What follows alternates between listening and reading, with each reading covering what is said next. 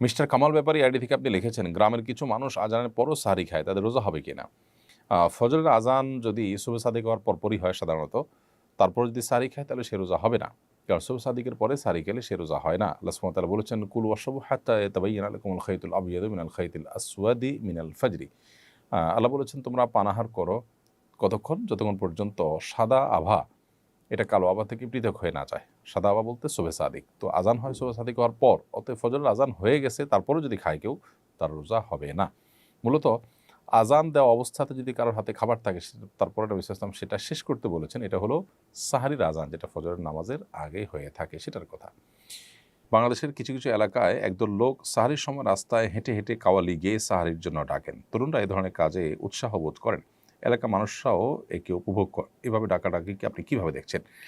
যদি খালি গলায় কাওয়ালি গান, তার গানের কথার ভিতরে খারাপ কিছু না থাকে, তাহলে মৌলিকভাবে গাওয়া দোষের নয়। আর এভাবে ডাকাডাকিতে মাইকে আপনার যে উচ্চস্বরে ডাকাডাকি হয়ে থাকে, সেটার তুলনায় এটা সহনীয়, এবং এটাতে যারা রোজা রাখবেন না, অন্য ধর্মাবলম্বী কিংবা অসুস্থ ব্যক্তি কিংবা ঋতুবতী নারী বা শিশু, তাদের যে খুব বেশি ডিস্টার্ব হয় তাও না। কারণ খালি গলায় এই ধরনের কাওয়ালি গাওয়া হোক বা কোনো তেলাওয়াত করা হোক, এগুলো খুব বেশি উচ্চ আওয়াজ সৃষ্টি করে না, যার কারণে এটাতে আমি দোষের কিছু দেখছি না। তবে যদি এটা অন্যের কষ্টের কারণ হয়, বা অনেকে মিলে সম্মিলিতভাবে বেশ জোরে সোরে আপনার আওয়াজ করেন এবং অন্যদের ইবাদতে ব্যাঘাত সৃষ্টি হয়, তাহলে সেক্ষেত্রে এটা পরিত্যাজ্য। দেখতে হবে যে এটার মাত্রাটা কী এবং কী পদ্ধতিতে করা হচ্ছে। মৌলিকভাবে যদি মাত্রাজ্ঞান মাথায় রেখে এবং মিউজিক ছাড়া এটা করা হয়, তাহলে সেক্ষেত্রে নাজায়েজ হওয়ার কোনো কারণ নেই। ইমরান ইসলাম আপনি লিখেছেন, রমজানের আগে কালেকশন করে রমজানে ইফতার বিতরণ করলে কি রমজানের সওয়াব পাবো? রমজানে আপনি ইফতার বিতরণের কাজ করছেন, সেজন্য আপনি সওয়াব পাবেন, কিন্তু টাকা কালেকশন করেছেন রমজানের আগে। তাহলে যারা রমজানের আগে টাকা দিয়েছেন, তারা রমজান মাসের দানের সওয়াবটা তো নিশ্চয়ই পাবেন না, যেহেতু দানটা করেছেন রমজানের আগে। যদি এমন হয় যে তিনি কাউকে দায়িত্ব দিয়েছেন রমজানে ব্যয় করার জন্য, তাহলে ইনশাআল্লাহ রমজানের সওয়াব তিনি পাবেন। অর্থাৎ ইফতারটা রমজানে হবে। এখন আমি ডোনার, আমি কালেক্টরকে দিলাম যে তুমি এই টাকাটা নাও, রমজানে ইফতার করাবে, তাহলে ইনশাআল্লাহ আমি রমজানের দানের সওয়াবটাই পাবো, কারণ আমার টাকাটা ইমপ্লিমেন্ট বা খরচ হচ্ছে রমজান মাসে।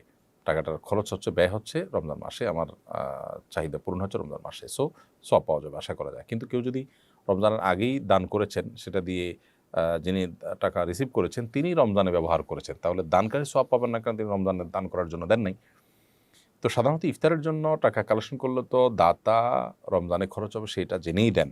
তো সেটা জেনেই যদি দেওয়া হয়, ইনশাআল্লাহ তিনি রমজানের দানের সওয়াব পাবেন। রমজানের দিনের বেলা হোটেল খোলা রাখা নিয়ে বিতর্ক চলছে। কেউ হোটেল খোলা রাখাকে রমজানের গাম্ভীর্যের বিরোধী বলছেন, আবার কেউ বলছেন অমুসলিম, মুসাফির, শিশু, ঋতুবতী নারীদের জন্য হোটেল খোলা রাখা উচিত। এই বিষয়ে আপনার ব্যাখ্যা জানতে চাই। দেখুন, বাংলাদেশের আবহমান কাল থেকে চলে আসা কালচার এটি। এদেশের সংখ্যাগরিষ্ঠ মানুষ মুসলমান, আর মুসলমানদের মধ্যে বেশিরভাগ মুসলমানরাই রোজা রাখেন, অর্থাৎ সমাজের প্রায় সবাই রোজা রাখে। সীমিত সংখ্যক মানুষ যারা অমুসলিম কিংবা যারা শিশু কিংবা নারী, ঋতুবতী নারী কিংবা মুসাফির আছেন, তাদের জন্য শরিয়া রোজা রাখার বাধ্যবাধকতা রাখেনি এবং তারা রাখেনও না। যার ফলশ্রুতিতে তাদের অধিকার বিবেচনা করে যদি হোটেল খোলা রাখা হয় এবং সেখানে রোজাদার ব্যক্তি যিনি আসলে দিনের বেলায় পানাহার থেকে বিরত থাকার চেষ্টা করছেন, তার চোখের সামনে খাবার তুলে ধরা নিশ্চয়ই তার যে মূল্যবোধ, সেটার প্রতি অশ্রদ্ধা করার শামিল। সেই জায়গা থেকে হোটেল খোলা রাখা মৌলিকভাবে কোনো নাজায়েজ বিষয় নয়, বিশেষ করে যখন মুসাফির, শিশু, ঋতুবর্তী নারী এবং অমুসলিম অন্যদের কথা চিন্তা করা হবে, তখন হোটেল খোলা রাখা দোষের কিছু নয়। বাংলাদেশের মানুষরা দিনের বেলায়, বেশিরভাগ মানুষরাই, মুসলমানরাই দিনের বেলা হোটেল খোলা রাখাটাকে ভালোভাবে দেখে না, এবং এটা কেউ এখানে বল প্রয়োগ করতে আসেনি, বরং স্বপ্রণোদিত হয়ে এই কালচার বাংলাদেশে যুগ যুগ ধরে চলে আসছে। স্বপ্রণোদিত কালচার এবং স্বপ্রণোদিতভাবে মানুষ এটি করে রোজাদারদের প্রতি শ্রদ্ধা রেখে। কারণ একজন মানুষ রোজা রেখে দিনের বেলায় পানাহার করাকে তিনি গুনাহ মনে করছেন, আল্লাহ নির্দেশের কারণে তিনি খাচ্ছেন না, পানাহার করছেন না, সেখানে তার সামনে লোভ হতে পারে সেভাবে করে খাবার গুলাকে ওপেন তার সামনে তুলে ধরা, এটা তার যে আপনার মূল্যবোধ বা তার যে বিশ্বাস, সেটার সাথে কিছুটা সাংঘর্ষিক হয়। সেজন্য স্বপ্রণোদিত এটি চলে আসছে। অতএব এই কালচারকে আমি চাপিয়ে দেওয়া কোনো কালচার তো বলতে পারি না। সো এটাকে যারা বিরোধিতা করছেন, তারা, আমি মনে করি যে তারা যে কালচারাল ওয়ার বা কালচারাল বা সাংস্কৃতিক যুদ্ধ, সেটা তারা চাপিয়ে দিতে চাচ্ছেন, একটা সংঘর্ষ তৈরি করতে চাচ্ছেন অহেতুক। আমি যতটুকু জানি বাংলাদেশের বিভিন্ন প্রান্তে হোটেল, চায়ের দোকান বিভিন্ন কিছু খোলা থাকে।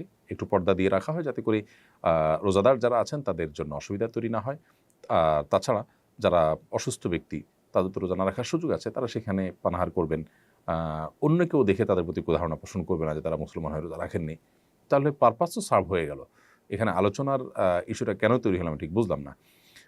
দোকান খোলা থাকছে বিশেষ করে টুরিস্ট স্পটগুলোতে যেখানে আপনার যাদের রোজা রাখার সুযোগ আছে তাদের অপশন আছে। অমুসলিমদের প্রধান এরিয়াগুলোতে রোজা আপনার হোটেল খোলা রাখলে তারা খেলে, এটা নিয়ে মুসলমানরা কেউ তো খারাপভাবে দেখেও না, বলেও না। কোনো মুসলিম রোজার মাসে দিনের বেলায় তিনি হোটেল খোলা রেখে যদি খান, তাহলে আজও পর্যন্ত কোনো মুসলমান তাকে খারাপভাবে দেখেনি, বলেও নি। সো আমি মনে করি যে এখানে রোজা রেখে রোজার মাসে হোটেল গণহারে খোলা রাখার যে দাবি সেটা অবান্তর।